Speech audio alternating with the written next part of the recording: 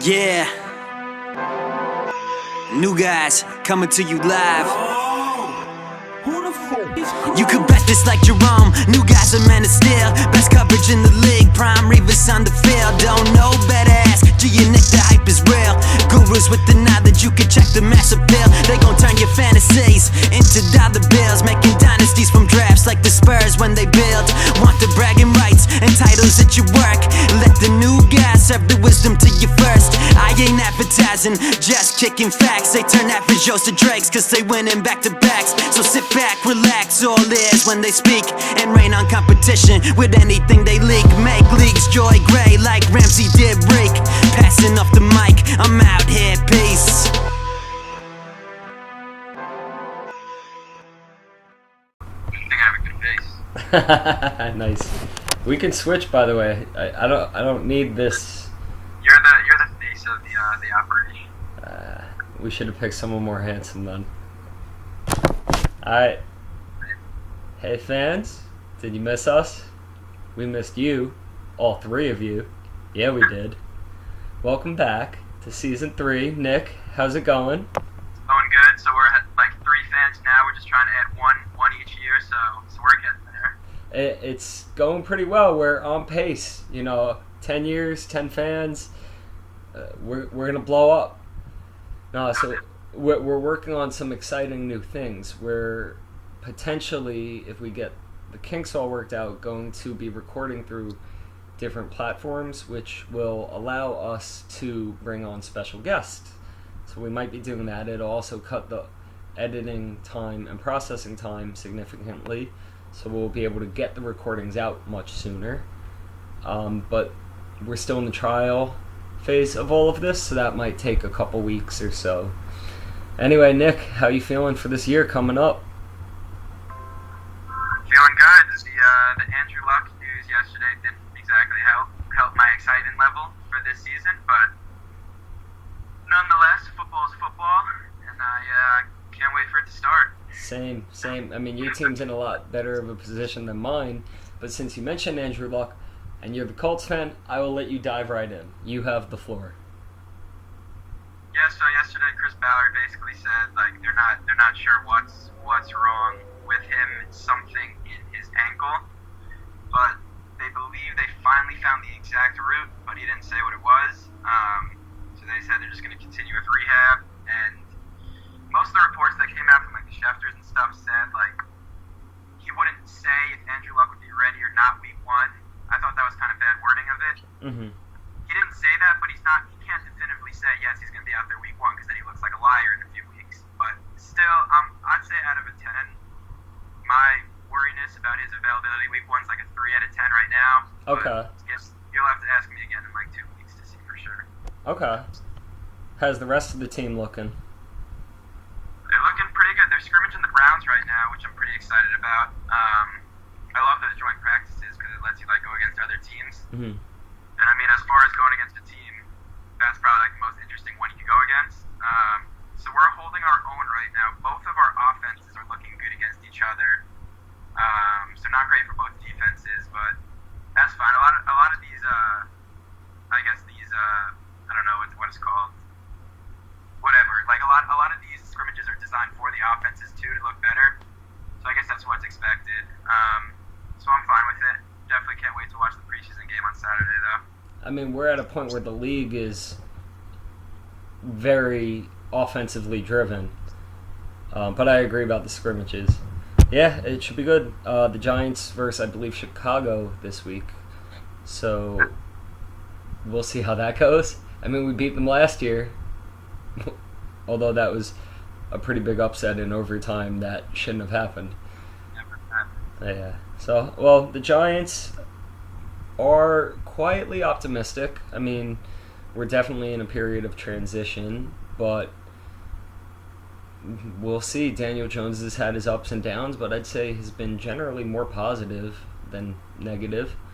He played awesome in the game. He played great. I was there. I met Victor Cruz. Shout out to you if you're watching. Doubtful, but maybe he could be our sponsor for the show. Oh, that would be great. Sauce but yeah, the Giants look pretty okay. Daniel Jones looked good, although it was only one drive. So I'm hoping to see more of the starters this week. The Giants are dealing with a bit of the injury bug as well, not necessarily our quarterback, but DeAndre Baker is a bit banged up, Sterling Shepard with his thumb, although they both do expect to be back for week 1. Golden Tate, his suspension is upheld, so he'll be missing 4 weeks.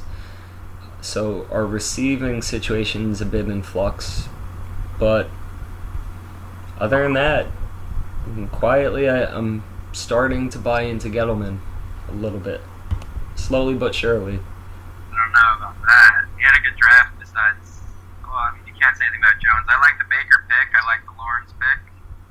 I like the Julian Love pick later. He was supposed to be a high-round talent. I love the Zimenez pick, too. I think that was round 3 or 4. What position does he play? He's going to be our rush.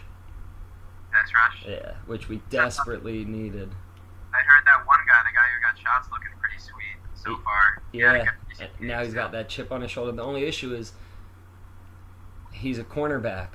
3 of our rookies are cornerbacks, so I don't know how much playing time he's going to get, but we'll see.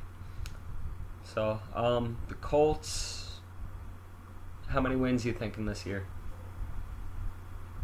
I'll still go 11-5. I don't really. I think Luck will end up playing all 16 games, so nothing's changed. I think we'll go 11-5.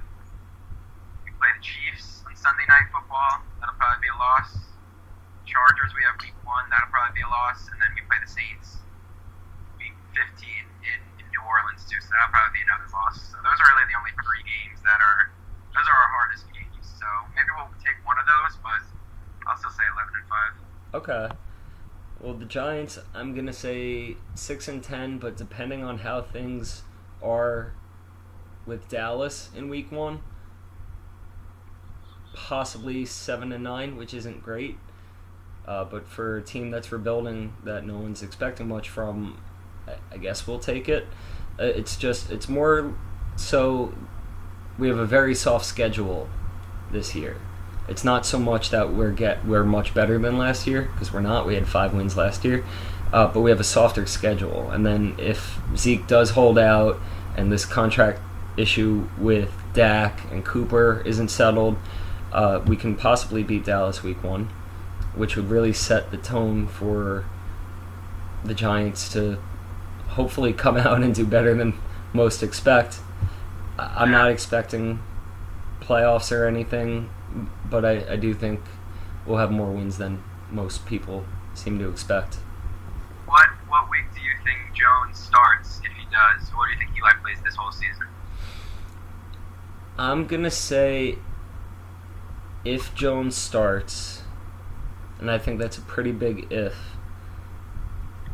probably by week 9 or 10, I think we'll be not mathematically eliminated from the playoffs, but at the point where, all right, unless we win out, we're not making it. So like you're 2-6, something like that, 2-7.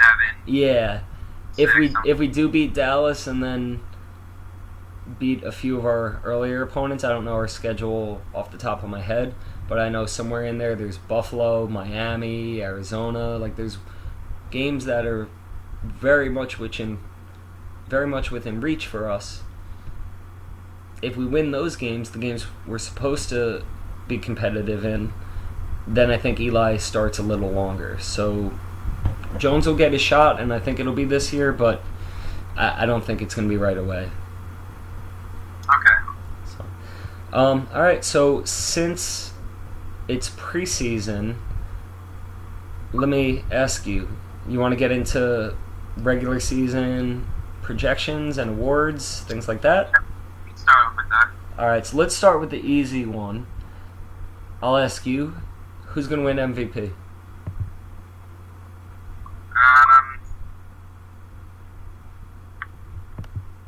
I think Andrew Luck has a good shot at it if he's healthy. He has the second best odds according to Vegas. Mm-hmm. I'll go with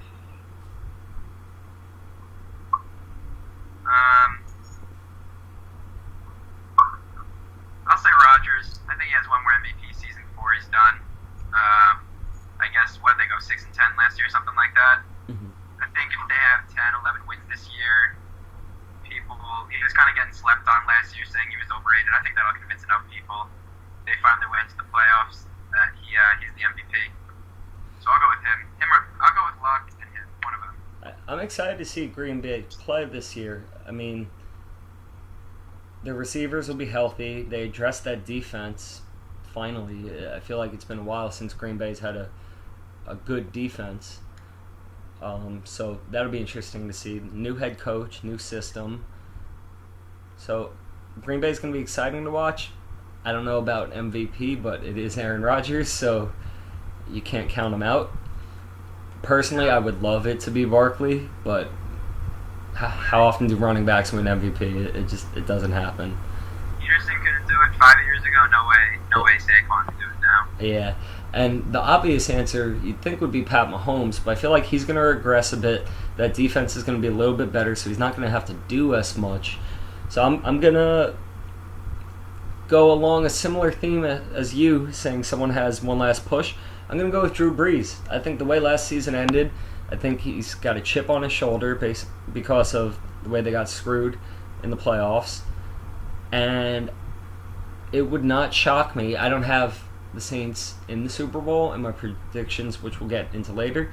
But it wouldn't shock me if Drew Brees throws for 43 touchdowns and really just plays with an edge for a significant portion of this year. So, yeah, I don't know. That's risky. Like he's still one of the best, but after that Dallas game last year, you could tell he was looking a little washed. He was not the same the last 6 weeks of the season. He was average at best. Even the playoff game, he didn't play that great.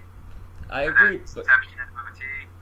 I agree, but I mean, he's done it before. He was in consideration for a significant portion of last year, and now I just think he has that extra motivation. Because, let's be honest, he's probably retiring in the next couple of years. Same with Brady, same with a lot of these guys.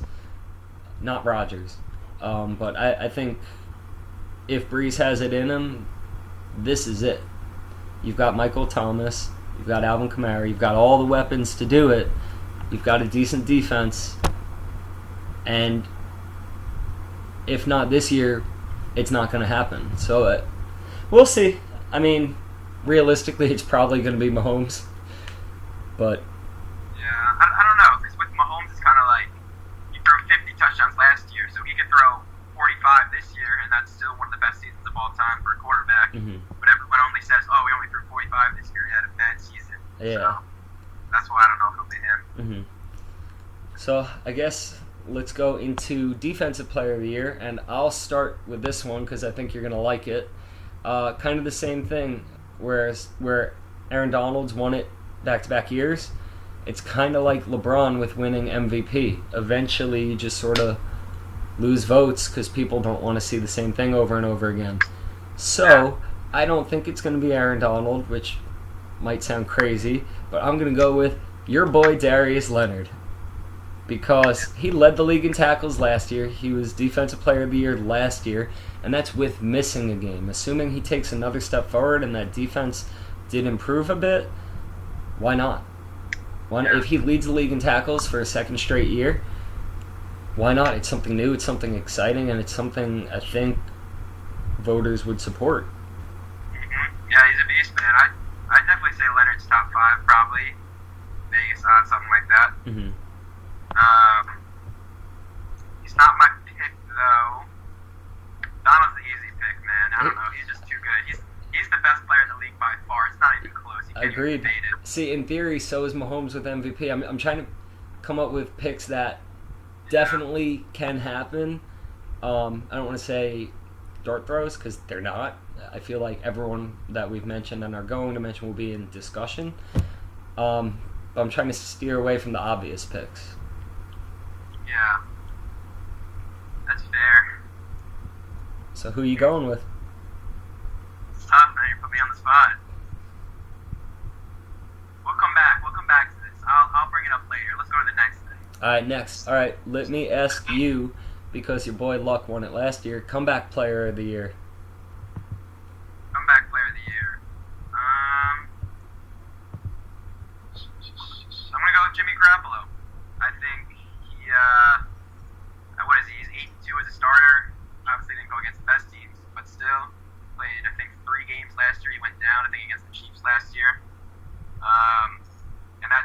are fire without him. They were one of the worst teams in football, so I think if he gets them to even 7-9, 8-8, people will see how valuable he is, and I think that's definitely worthy of comeback player of the year.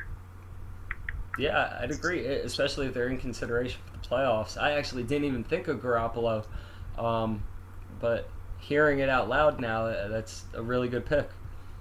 Yeah. I'm going to go with Le'Veon Bell. The man sat out last year. Good answer. People are sleeping on what he did for years. For years before Todd Gurley emerged and David Johnson, what was that, 3 seasons ago? Le'Veon Bell was the best running back in football. I believe he's, 27 years old? Yeah, like that. So he's still in his prime. And I know he's gone to the Jets, which I think the Jets offense will take a step forward. They're not quite what the Steelers were. But I don't see why Le'Veon Bell can't go for close to 2,000 yards combined, passing and rushing. And if that's the case, and especially if the Jets make the playoffs, he should be in consideration. So that's my pick. That's a fair point. But we'll see if he gets used like that. Adam Gase usually uses committees, but that's who I'm going with. Yeah, we'll see. I thought of my deep player of the year. All right, let's hear it. Go with Chris Jones from the Chiefs. Had an amazing year. Aaron Donald didn't have the season he had. I think he would have got a lot more attention. He had 14, 15 sacks from the D-tackle position.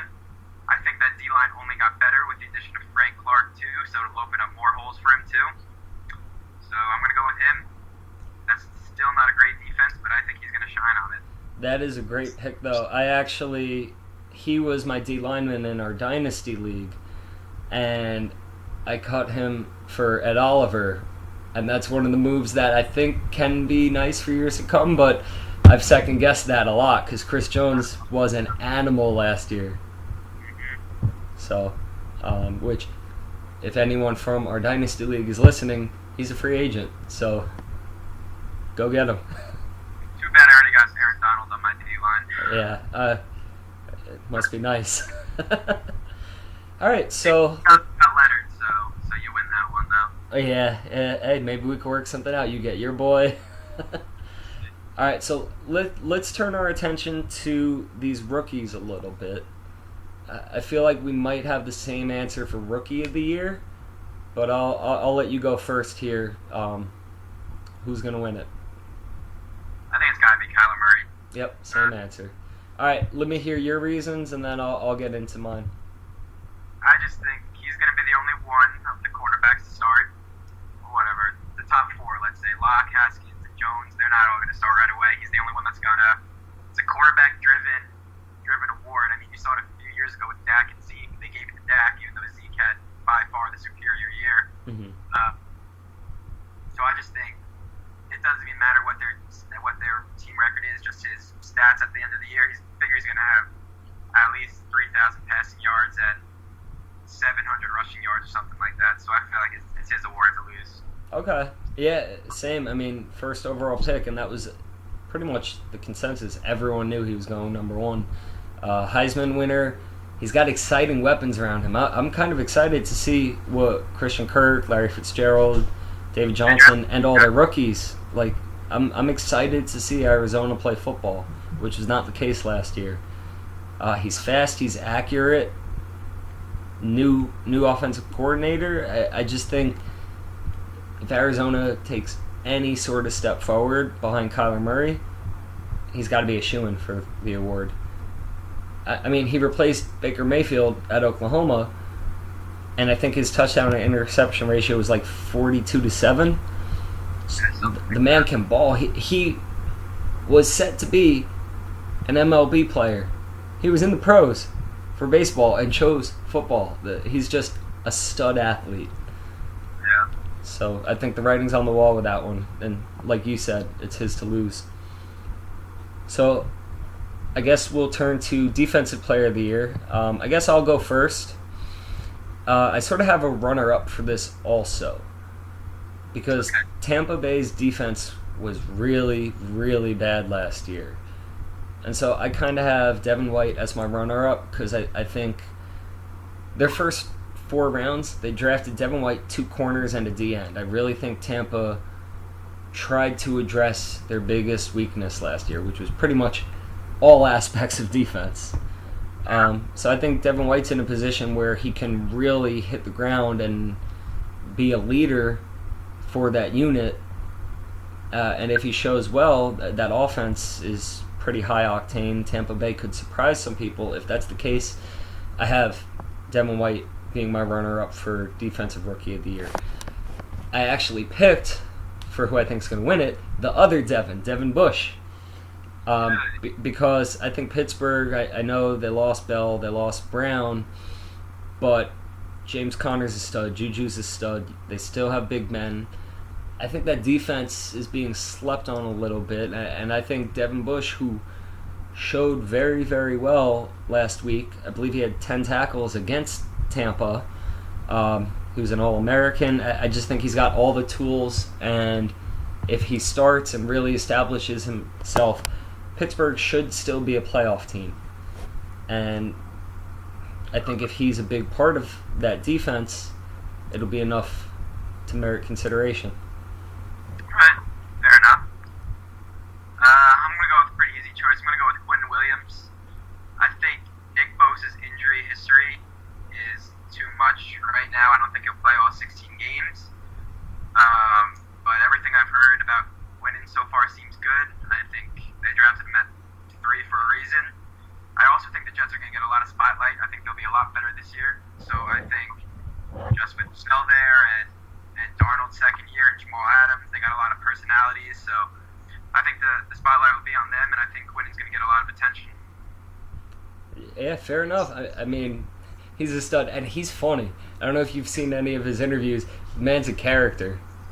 Yeah, I saw him. Definitely worth checking out on YouTube if you want to laugh. Quentin Williams. We gotta about how to like embed videos in this or something. Yeah, we'll need to get a producer, like an actual producer, because right now it's just me, and I'm not very knowledgeable in that aspect.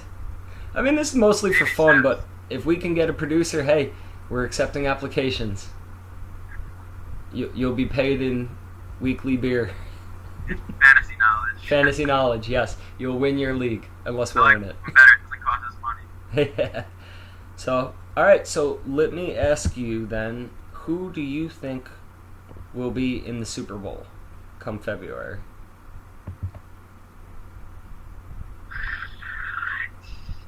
I don't like picking the Patriots. It's them every year, but they gotta fall off one of these years, I guess. You would think, right? I'm gonna go. I won't be biased. I'll say the Chiefs. They probably got the best weapons, best quarterback maybe in the league. Good offense. Maybe Andy Reid finally gets over that hump. And I'm gonna go. The Chiefs play the Bears. Dude, that is the exact same two I had. Great minds think alike. I kid you not. Go on. Continue with why. Go on. Best offense versus best defense, man. Patty Mahomes and company versus Khalil Mack and his squad. I think that'll be a fun matchup to watch, and I don't know if it'd be a high-scoring game or a low-scoring game. I couldn't tell you honestly, but I definitely think that's very reasonable. Yeah, I mean, Chicago, most of that defense is returning. You know, Khalil Mack, Eddie Jackson, Danny Trevathan. Their special teams improves because they added Cordero Patterson. The offense will be less predictable because of David Montgomery. And That's true. that's my boy, David Montgomery. As long as Trubisky takes another step forward, they really should be a legitimate contender. And then Kansas City, all the reasons you just said. Everything you just said. That offense seems borderline unstoppable. If what they tried to do to that defense works in any way, they're going to be a real force in this league. Probably looking at 11 wins in the regular season. And that would be a fun game to watch. It really would. Unlike last year's Super Bowl. Yeah, I wouldn't mind that. Last year's just sucked. Yeah. If the Colts couldn't be in it, those are probably the teams I'd like to see in it. So let me ask you, quick question, two-sided question. Which team do you think is going to take the biggest step forward this year?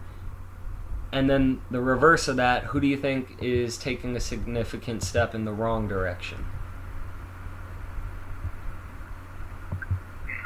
Well, you asked the question, so I'm going to let you go first because you probably got two in mind, and then I'll think of one while you talk. Fair enough, sure. I will go first. I guess, let's see, the biggest step forward we'll start with, I'm not necessarily being a homer here, but I do like Jacksonville a lot because of my time in Florida 2 years ago. I watched them a lot. So they're not my second team. I'm Giants all the way, but I do have interest in Jacksonville every year. And honestly, I think it could be them. I think it's not so much a step forward as it is they had a down year last year. Josh Allen fell in their laps in the draft. Their O-line was pretty crippled last year, so they'll be healthy. Fournette apparently changed up his diet. And they have a quarterback not named Blake Bortles. I don't think Nick Foles is anything spectacular, but he's an improvement. That defense has a tough schedule every year, facing the Colts and Houston twice. But I still think it's one of the top defenses in the league. And I think that offense is going to be a bit improved. They added Chris Conley, D.D. Westbrook, also my boy. Should be their number one. Didn't they also have Marquise Lee, who got hurt last year? He should be back healthy. I don't know what type of role he'll have. But I think that defense is better than people think after last year, especially with the addition of Josh Allen. And I think that offense is primed to take a step forward, which should be enough for them to legitimately contend for a playoff spot. Alright, fair enough. So do you want to go with your step forward, or do you want me to say who I think is going to skid back? Yeah, I can go with my step forward. I'm going to go with the Jets. Not too hard to think about. Yep. What they go 4-12 last year, 5-11, something like that. I think they'll be 8-8, outside shot at going 9-7 this year. Obviously, you can't put too much into stock in just the off season, but everything seems good coming out of camp. I touched on stuff earlier with Quentin Williams and all that stuff. Not sure how their schedule looks, but I mean, you get to play the Dolphins twice. Bills have a good defense, but I still think they can sweep them. And then Patriots we still got to deal with. But I don't know. I can see the Jets taking a wild card spot maybe. It all depends on Darnold, though. Yeah, if Darnold takes that step forward, and if that division doesn't just split with everyone, you know, they'd have to go 2-0 against Miami or Buffalo, I think. But yeah, that's a good one. Do you want to get into who's going the wrong way, or you want me to take that one first? Yeah, I'll go first. I'm gonna go with the Seahawks. I think they had 9 wins last year, 8 or 9, but I don't really know how they were winning games, honestly. They just got rid of Frank Clark now too. Last year was a heavy reliance on the run game that worked. I don't know if that'll exactly work again because they don't really have a great offensive line. Mm-hmm. So I'm not really sure how that actually worked. I do think Russ, being the quarterback he is good for at least 5 wins. But I'm gonna say 5-11, something like that. Maybe 6-10. Just because you got to go against the Rams twice. You got to play. I think the 49ers will be a lot better. Even the Cardinals. I mean, you don't really know what they're gonna look like. Obviously, I'm not gonna call the Cardinals good, but he could give you some fits, Kyler Murray. So I'm not ready to say that they'll be a good team this year. Fair enough. I'm actually also going with a team that's very run heavy. I'm going with Baltimore because I still think Pittsburgh's the best team in that division. Cleveland took a significant step forward. So I think the AFC North, Baltimore is at best the third best team there. I don't believe in Lamar Jackson's arm. I really just don't. And now there's tape on him. There's game script on him. And same thing with Seattle, where they just pounded the rock seemingly all season. Now teams can prepare for that. Baltimore pretty much mid-season went from Flacco to Lamar Jackson and switched the way they ran that offense.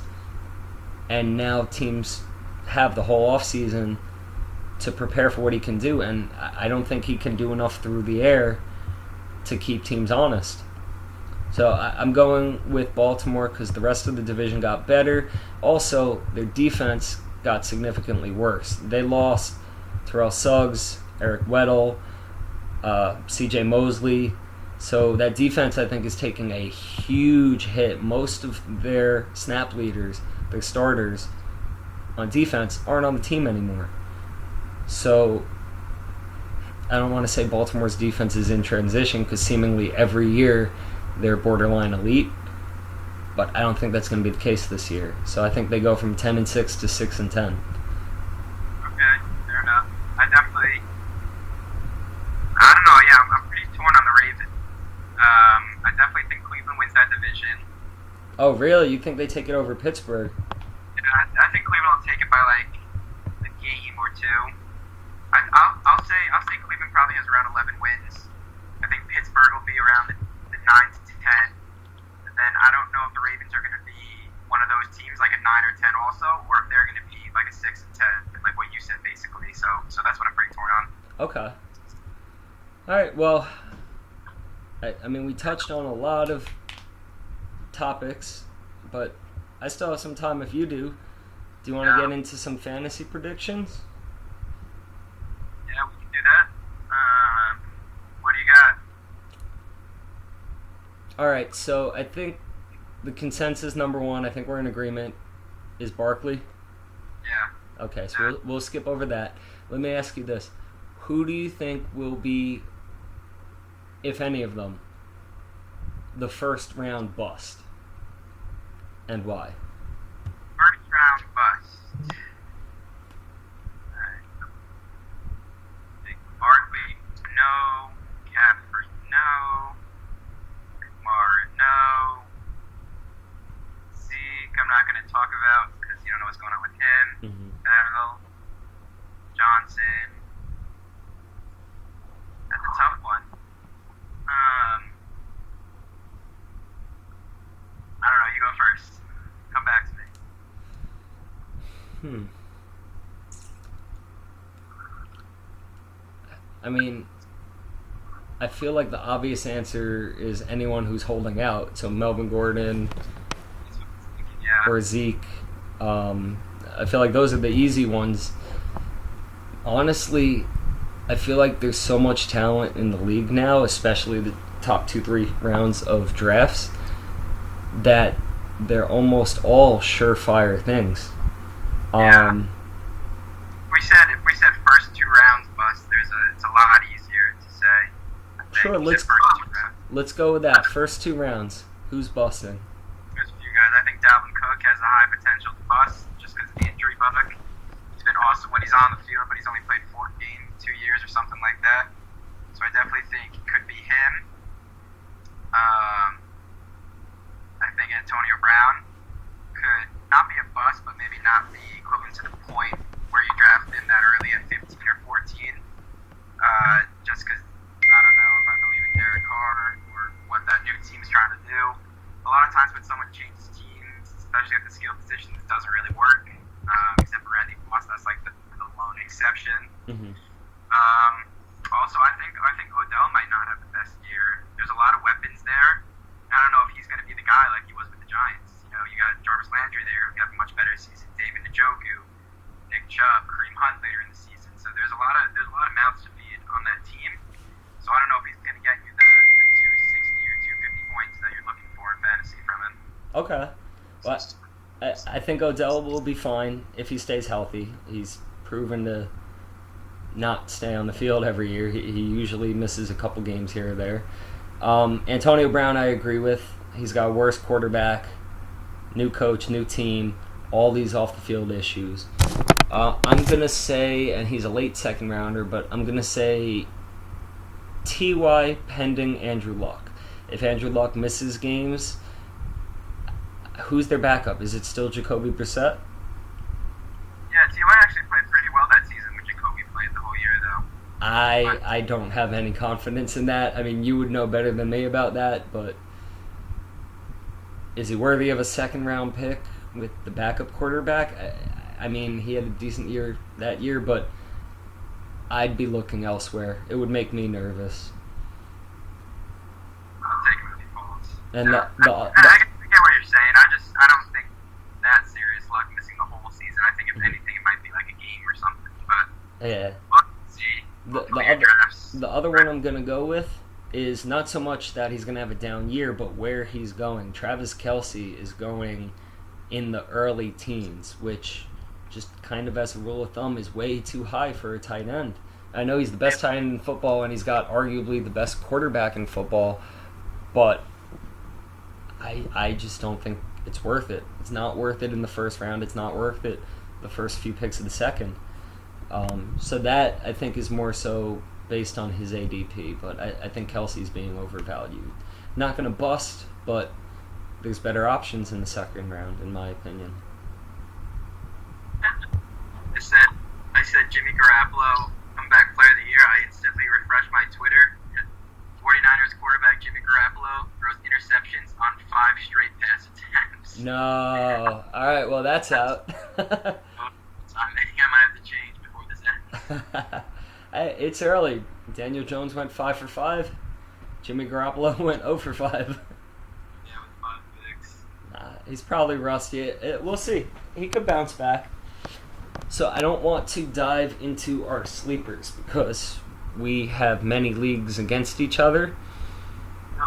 But what are we? Three against each other, something like that. Well, we have the dynasty, which, well, we don't draft, but then we joined a college football league, so that's 2. We joined a 20-person league, so that's 3, and then our regular family league. So we've got 4 against each other. Wow. Yep, 4 leagues, 3 drafts. So I don't want to get into sleepers and values and all that. Maybe after a few of our drafts, in a week or 2. I mean, by then everyone will have drafted, so we can do a recap like we normally do.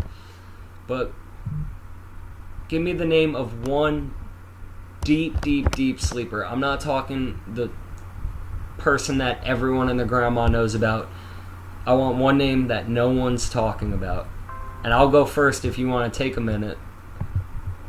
Yeah, you go first. So, I'm going with Preston Williams, the undrafted rookie on Miami. He was a 5-star recruit in college. He seemingly has a connection with Josh Rosen. Last week, he lit it up. The man had over 1,300 yards in a season in college, and honestly only went undrafted because of off-the-field issues, transferring, suspensions, different things of that nature. But he was a first-round talent. I don't think fantasy-wise rookie receivers tend to be league winners, so I'm not saying that. But from an NFL perspective, if he does pan out and if he does stay right, Miami could potentially have their go-to receiver of the future in Preston Williams. So we'll see. And if all of those do align to work out that way, dynasty, huge stash. Alright, fair enough. I'm going to go with mine. My ride or die, Gerard, refuses to acknowledge his greatness. Do you know what I'm talking about, Gerard? Deion Kane? Jake Kumaro. Oh, yes. For those uncultured people out there, Jake Kumaro is the 4th string wide receiver on the Packers right now, behind Devontae Adams, obviously, and then behind Allison and Scantling. Jake Kumaro is the GOAT, though. You love Jake Kumaro. On multiple occasions by Aaron Rodgers in practice, when Rodgers has trashed all the receivers, including Devontae Adams, saying they all had bad practices, but he always comes and says, like, Jake Kumaro never has a bad practice. So, with that uncertainty, Adams is going to be a stud, but you don't know about Allison and the other guy. So, I could see Jake Kumaro taking on that Randall Cobb role from a few years ago. So don't sleep on it. You love Kumaro so much. So good. He played like two games last year. He was injured the whole year, and one of them he had like 100 yards and a touchdown. We'll see. I mean, anything can happen behind Devontae Adams there. Yeah, we'll see. So, is there anything specific you want to get into? Yeah, I think we covered a lot today. I think we're good. Yeah. All right. So we'll wrap this up. Hopefully going to get this out today or tomorrow.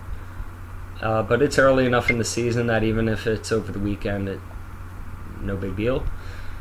But I hope you all enjoyed, and we will be back next week, and we will discuss huge things that we take notice of in preseason week 2, which it's preseason, so none of it really matters much, but we'll get into that. And then I believe we have 1 or 2 drafts between now and then, so maybe we'll touch on a couple picks and why we picked them. Until then, have a good week. Catch you guys later.